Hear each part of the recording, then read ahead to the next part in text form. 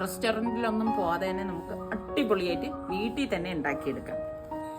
ഇതിൻ്റെ detail recipe ഞാൻ description ബോക്സിൽ കൊടുത്തേക്കാം. അപ്പോൾ ഗോതമ്പ് മാവ്, മൈദാമാവ്, റവ, ബേക്കിംഗ് പൗഡർ, പഞ്ചസാര, പാകത്തിനുള്ള ഉപ്പ്, തൈര്, 1 കപ്പ് വെള്ളം, ഇത്രയും ചേർത്ത് നമുക്ക് നന്നായിട്ടൊന്ന് കുഴച്ചു കൊടുക്കാം. നല്ലതുപോലെ കുഴച്ചിട്ട് അടച്ച് അരമണിക്കൂർ റെസ്റ്റ് ചെയ്യാൻ വയ്ക്കാം.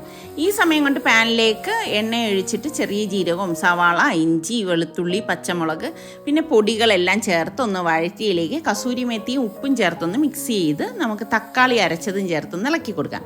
ഇനി നമുക്ക് 1 കപ്പ് തൈരും കൂടി ചേർത്തൊന്ന് മിക്സ് ചെയ്ത് കൊടുക്കാം. ഇനി നമ്മൾ വേവിച്ച് വെച്ചിരിക്കുന്ന കടലയാണ് ഇതിലേക്ക് ചേർക്കുന്നത്. ആവശ്യാനുസരണം വെള്ളം ചേർത്ത് കൊടുക്കണേ.